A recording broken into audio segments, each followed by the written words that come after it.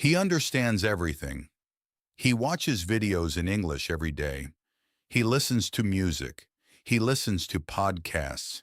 He understands movies. He understands YouTube videos. Sometimes he laughs at a joke before he even reads the words on the screen. Then, one day, a stranger taps his shoulder. "Excuse me, do you have the time?" His mind goes blank. This is not a hard question. It is a very easy question. He has heard it many times before. But now, on the street, a real person is looking at him. She is waiting for an answer. He cannot say one word. The stranger waits 1 second, 2 seconds. It feels like 10 seconds. She looks confused. He opens his mouth.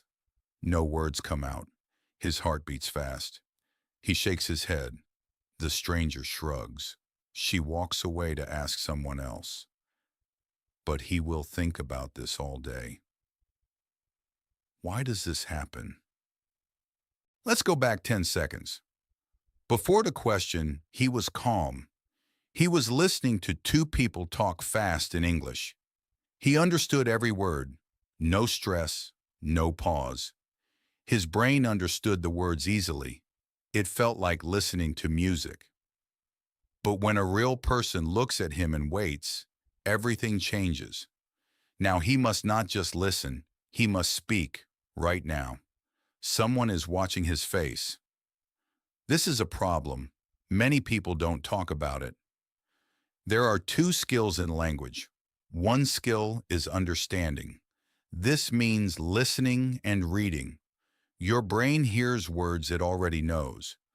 The other skill is speaking. This means making new sentences right now from nothing. These two skills do not grow at the same speed. You can understand English very well, but you can still freeze when you try to say one simple sentence. A smart man named Noam Chomsky talked about this many years ago. He said there are two things, what you know and what you say. What you know can be very big. All the words, all the grammar. It sits quietly in your head. But what you say in a hard moment can become almost nothing. These are two different things. They don't break at the same time. This is not about vocabulary. He knows the word yes. He knows the word time. If you give him paper in 30 seconds, he can write a perfect sentence. No problem. The real problem is speed. Speaking fast while someone watches you. When you listen to a podcast, there is no clock. If you miss a word, nothing bad happens. Nobody is watching you. But a real talk has a timer. When the other person stops talking, the clock starts. Your brain feels that clock, and it panics. Your body feels stress. And with that stress, the same brain that understood a fast talk suddenly cannot find one short sentence. There is a real reason for this. When you feel sudden pressure, one part of your brain reacts first. This is the fear part. It is faster than the part that makes sentences. For 1 second, your brain thinks a silent moment with a stranger is real danger. And like with any danger, your brain turns off things it does not need right now. Speaking perfect English is not needed to stay safe, so your brain turns it off first. This is not only about language. It is the same reason people forget an answer in a job interview or forget a friend's name. The information is not lost. You just cannot reach it for 2 or 3 seconds. There is a name for this fear. In 1986, a woman named Elaine Horwitz studied it. She called it language fear. It is a special kind of stress. It happens only when you must speak a new language in front of someone, not normal shyness, not shyness in your own language. One clear reason: someone is watching you right now while you try to speak a language that is not your first. Horwitz found something surprising. The students who froze the most were not always the weakest students. Some of the best students with great grades felt the most fear when they talked. Their reading was excellent, their writing was clean, but put a real person in front of them, waiting for an answer, and something inside them stopped working. This is why even people who read very well can freeze in a 2-second talk with the stranger. It was never about how much English they know. It is about how fast they can turn understanding into speaking, under the small, real pressure of someone's eyes on them. Now picture a different moment. Same person, different day. He is on a work video call. He is speaking English. The meeting is 20 minutes long. He understands everything. He even disagrees in his head with something his boss says. Then his boss says his name. His boss asks him directly, "What do you think?" The camera is on. 3 other people are watching. The same blank space opens up. It's the same one from the street, just different clothes. 30 seconds ago, he knew exactly what he thought. Now the words don't come. It is the exact same problem. A real moment. No script. A real person waiting. People watching. The fear part of the brain reacts before the language part can catch up. It doesn't matter if the question is about time or about work. The freeze works the same way. So how do you fix this? Not more vocabulary, not more grammar rules. Both of those live in the understanding part of your brain. That part was never the problem. The fix must help the other part, how fast you can speak under pressure. A man named Stephen Krashen talked about something like an invisible wall of fear. This wall can stop language from coming out, even when you truly know it. High stress makes the wall bigger. Calm, easy practice makes the wall smaller over time. Krashen said, "You don't make the wall smaller by learning more words. You make it smaller by practicing speaking in a safe way. You do this until the panic stops happening at all." This gives us the first real fix. Make the time between hearing something and saying it out loud shorter. Do this on purpose. Do it until it stops feeling like an emergency. Here's one simple habit. After you finish a video or podcast, don't just move on. Pick one sentence you just heard. Say it out loud right now to no one. Don't read it. Don't just think it. Say it with your mouth in your own voice. It feels small. It feels a little silly. But it trains the exact skill that freezes on the street and in the meeting. It turns understanding into spoken words, fast, with no script. Do this many times. The gap starts to close. Your brain stops treating a surprise question like a test. It starts treating it like something it has done 100 times before. Because quietly, in private, it has. In real life, this is smaller than you think. Finish an episode of a show. Pause it. Say one line out loud in your own voice, even badly, even with no context. 10 seconds twice a day is enough to start. Not a study session, not flashcards. Just say a sentence you heard a moment ago. Over weeks, the sentences get longer. They come out more easily. You don't try hard to remember them. Your brain is not storing the sentence. It is practicing a skill, pulling words out fast with zero pressure. So later, under real pressure, it has something to use. But there is a second part to this. Most people skip it.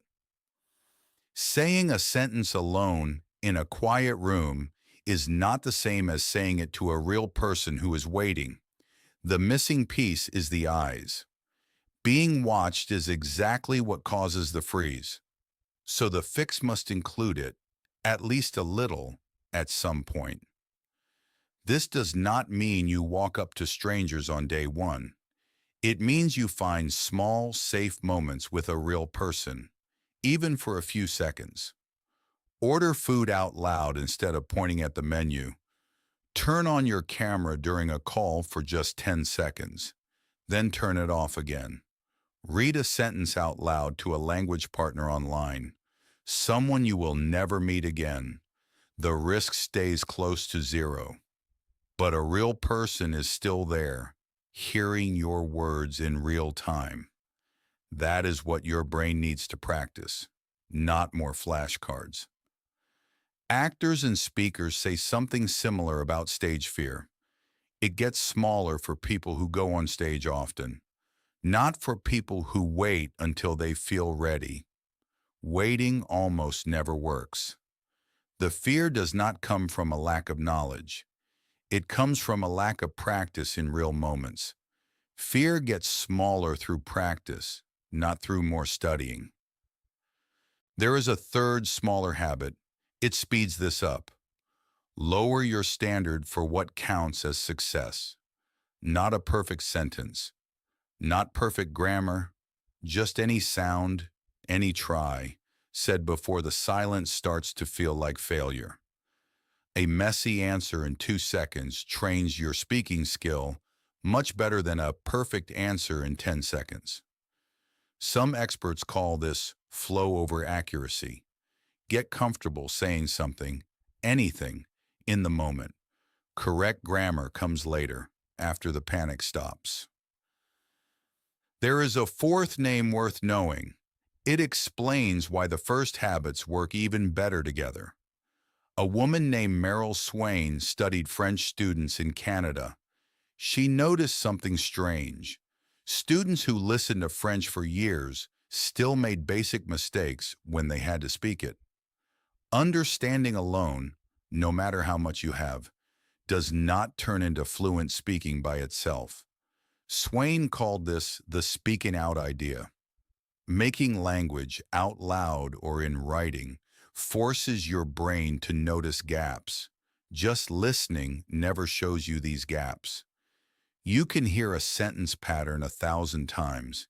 You still might not be able to say it, because listening and speaking work differently in your brain. Forcing yourself to speak, even badly, is what closes the gaps that listening alone leaves open. This is exactly what happened on the street. All those hours of understanding podcasts and videos were not wasted, but they were also never going to be enough by themselves. They built the understanding side. They never touched the speaking side. Speaking skill is only built by speaking in real moments. So now the full picture is clear. 4 different scientists, 4 different times, 4 different countries, all point to the same idea from different sides. Chomsky shows that knowing a language and using it are 2 different things. Horwitz shows the special fear that only shows up in real speaking, and she shows that even strong students are not safe from it. Krashen shows that this fear acts like a wall. It blocks language you already know, and the wall gets smaller with safe practice. And Swain shows why just listening, no matter how much, never fully closes the gap. Only real speaking practice does that. Put these 4 ideas together. The street scene is not a mystery anymore. It's not that he doesn't know English. It's that his speaking skill has almost never been used under real pressure, while his understanding skill gets used for hours, every single day, through headphones, alone, with nobody watching, no clock running, nothing at risk. 2 skills, very different amounts of practice. No surprise which one shows up first when it really matters. Back on the street, same stranger, same question. Excuse me, do you have the time? This time, no blank space, no panic, just an answer, already there, ready to be said. Yeah, it's almost 3. The stranger nods. She says thanks. She walks away. No big moment, no dramatic change, just a sentence that came out exactly when it needed to. Later that day, the video call happens again too. Someone asks him a direct question. The camera is still on. People are still watching. This time, the answer comes before the silence has a chance to become anything at all. He did not suddenly understand English perfectly on either day. He finally spoke it in the moments that really mattered, with a real person, a real clock, and nowhere to hide. His vocabulary did not change between the first street moment and the second one. His grammar did not get better overnight. What changed was smaller and harder to see. A brain that had only ever practiced understanding finally got a few weeks of practice speaking, under just enough real pressure to matter and just little enough to survive. That's the part almost nobody puts in the lesson plan. Not a bigger vocabulary, not a cleaner accent, just permission to answer badly, quickly, out loud to a real person. Often enough that badly and quickly turns into just answering. And that, quietly, is the whole difference between knowing a language and living in it.